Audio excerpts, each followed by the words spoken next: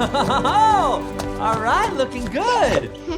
Let this be a warning to all video game fans to get ready for the return of the Blue Blur. Our favorite anthropomorphic blue hedgehog is coming to cinemas near you with a bigger, faster, action-packed sequel to take your breath away. After several weeks of waiting, we finally got the confirmation on the sequel's release date, and it doesn't get better than this. The upcoming Sonic sequel will answer all the questions we have about Shadow the Hedgehog and how it got placed in the underground facility we saw at the end of Sonic 2. So, fasten your seatbelts and prepare for a roller coaster of nostalgia and excitement as we delve into what to expect in the third installment of the Sonic franchise. Before we dive right in, make sure you like the video and subscribe to the channel for some fantastic content on movies and TV shows.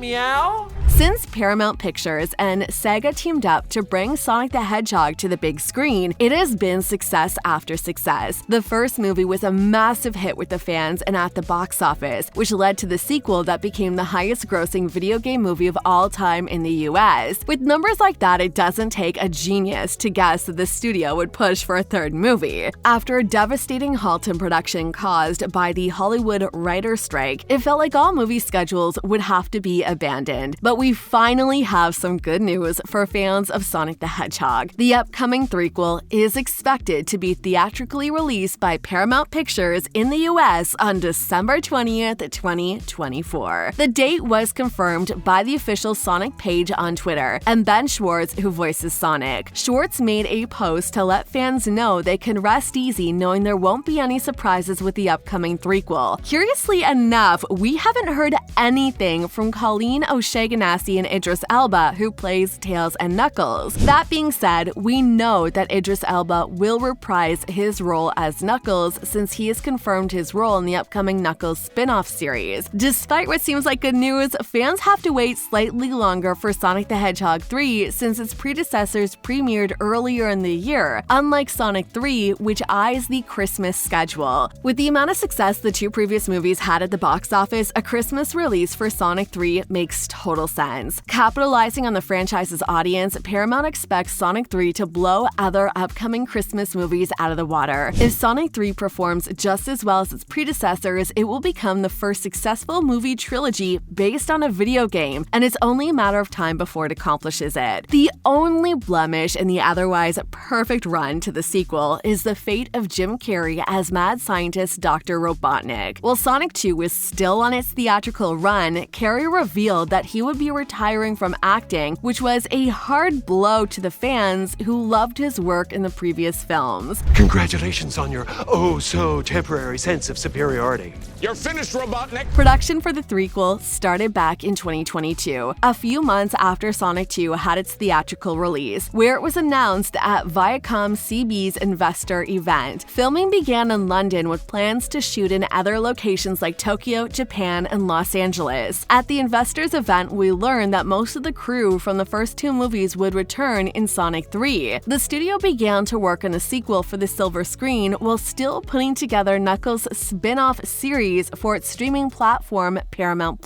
While the threequel introduces the viewers to Shadow the Hedgehog, the Knuckles series focuses on the Echidna as he reluctantly trains Deputy Sheriff Wade Whipple in the ways of the warrior. When the writer's strike disrupted movie schedules, the Sonic team found a way to work on the sequel without the actors. They achieved this by focusing on the CGI scenes to keep up with the movie deadline. Filming was set to start in London on August 31st after the Knuckles spin-off series was finished. Once the actors went on strike on July 14th, almost all film and TV productions were shut down until the strike was over, and most would have assumed that Sonic the Hedgehog 3 would be unable to film. Animated characters like Shadow and Knuckles allow for a greater number of scenes to be filmed without the need for human actors. The past movies had plenty of scenes with only CGI characters, and with the addition of Shadow the Hedgehog to the next movie, they can have more of those scenes. The production will probably have plenty of scenes to film without any actors. Following the agreement between the writers' union leadership and the studio executives, production with human actors resumed, and the studios were able to wrap up work on all the neglected parts. He chose helping the fox over pursuing the compass.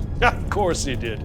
New friends, same pathetic weakness. With Jim Carrey out of the picture, it brings up the question of how Shadow the Hedgehog would be introduced to the viewers. In the video games that serve as the source material for the movies, Shadow and Dr. Robotnik share an intriguing story. In the games, Shadow was created by Eggman's grandfather, Dr. Gerald Robotnik, as the ultimate life form. Since Jim Carrey won't reprise his role in the last two Sonic movies, there is a high chance that the writers might remove the connection between the two characters. We also have to talk about Eggman's cousin, Maria Robotnik. Maria has always been part of the story when it comes to Shadow, which makes us wonder if she'll make an appearance in the upcoming movie. Including Maria Robotnik in Sonic 3 can be a unique way to add richness to the character's first film appearance. Maria Robotnik can act as a driving force behind Shadow's actions like in the game. Look at how the two films have adjusted the backgrounds of Tails and Knuckles. There is a high chance they might cut out Maria at a Shadow story like they did with the other characters. In Shadow's first appearance in the game, he served as Eggman's underdog in his quest to conquer the world. As the series progressed, Shadow became more of a misunderstood anti-hero than an outright villain. If the writers decide to stay true to the source material, then we might see Shadow follow the route Knuckles did in the sequel. Some fans might not like this because it would mean that Sonic 2 and 3 would have a similar storyline. However, you can't beat Shadow's origin story, and even though we won't see Jim Carrey's Robotnik, we can see the Black Speedster going from antagonist to teaming up with Sonic against a big, bad antagonist. From Sonic 2, we can assume that the organization known as the Guardian Units of Nations will play an important part in Shadow's story. Fans should expect more from the military organization Gun, since they were the first organization to uncover the 50-year-old file containing details of Shadow's location. So far, Gun hasn't done anything to show that they can be a threat to Sonic and his pals. But things can quickly change in Sonic 3. Putting aside Shadow's new origin, there is also the question of who will portray the reserve speedster. Kirk Thornton currently voices the character in the series, but we'd expect the role to be recast for Shadow's big screen debut. Other actors like Keanu Reeves and Jason Griffith have been taped to voice the Black Speedster, but it looks like we won't know until the movie gets here. No matter who gets the role, as long as they embody Shadow's brooding and mysterious nature, we know the fans will get behind him. If you want that emerald, you're gonna have to go through me. With the success of the first two films, Sonic the Hedgehog 3 has the potential to further solidify Sonic's place in the hearts of moviegoers and continue the trend of successful video game adaptations. December is just weeks away, so fans won't have to wait too long to see Shadow make his live-action debut on the big screens. What are your favorite things about Sonic franchise so far? Join the conversation and let us know in the comment section down below. I was completely uninjured, and my revenge will come when you least expect it, Fox.